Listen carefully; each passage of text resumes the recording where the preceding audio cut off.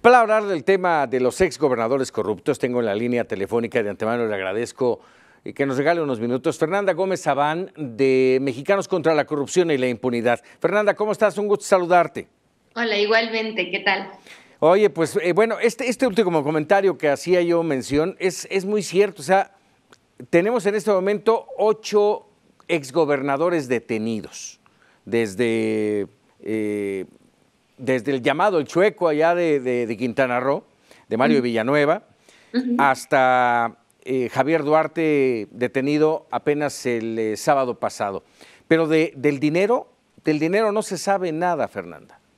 Así es muy preocupante la situación. Creo que se combinan dos factores importantes. Uno es la poca capacidad institucional para verdaderamente procesar a los gobernadores, porque si bien mencionas que varios han sido detenidos, varios aún no cuentan con una sentencia. Entonces, han podido enfrentar su proceso en libertad, por ejemplo, es el caso de Aguascalientes, ¿no? Y adicional a esto, no solo es el aparato de justicia que es incapaz de procesarlos y atraparlos en México, mucho es gracias a la cooperación de autoridades extranjeras. Internacionales, claro. Por supuesto. La otra es, como lo mencionas, el dinero muy pocas veces es restituido y eso tiene que ver también con negociaciones propias de cómo se entregan los gobernadores o exgobernadores y funcionarios de alto nivel y qué mecanismos tiene digamos, el sistema o el Estado para recuperar los activos. Y no solo eso, también, ¿por qué no prohibir o sancionar que vuelvan a ocupar un cargo público? Lo que vemos en muchos casos es que el proceso se cae porque las investigaciones y la evidencia no es suficiente. Justo ahorita mencionamos el caso de Duarte y de su esposa. Su esposa, que claramente tenía conocimiento y participó de ciertos esquemas de corrupción, y ella no enfrenta ningún cargo. Así es, vamos, ese es tan solo un caso. Déjame decirte, se ha manejado mucho el tema de esta detención de Duarte como una posibilidad de estrategia electoral. ¿Ustedes cómo la ven desde Mexicanos Primero, desde Mexicanos contra la Corrupción? En realidad, a ver, sin duda hay que leer esto en un enclave electoral, en un contexto en el que el PRI tiene pues dificultades para conseguir las candidaturas o llevar a buen puerto las candidaturas que tiene en los estados, y son estados bastión para el PRI.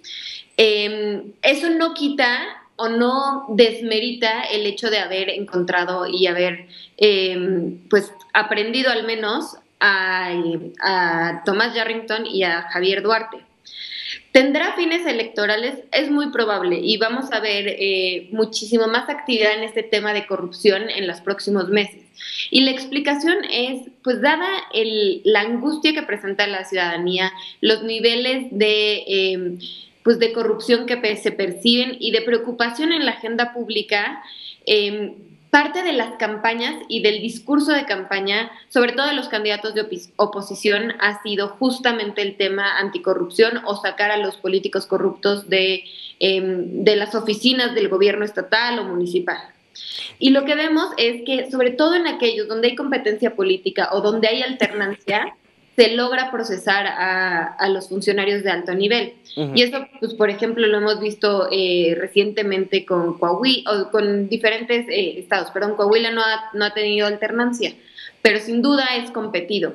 Pero déjame, te pregunto, Fernanda, y se lo pregunto igual al auditorio, tenemos nuestra vía de comunicación a través de WhatsApp. El que ellos, en este caso el PRI, abandere que detuvo a 2 exgobernadores corruptos, que los tiene en la cárcel, que finalmente los detuvo, ¿será suficiente como para que la sociedad, para que los mexicanos olvidemos que no son los únicos y que a lo largo de años y años y años han ido amasando riquezas malavidas que han lastimado al erario nacional? ¿Será suficiente que eso, con estas 2 detenciones, será suficiente para nosotros y nos olvidemos de los demás?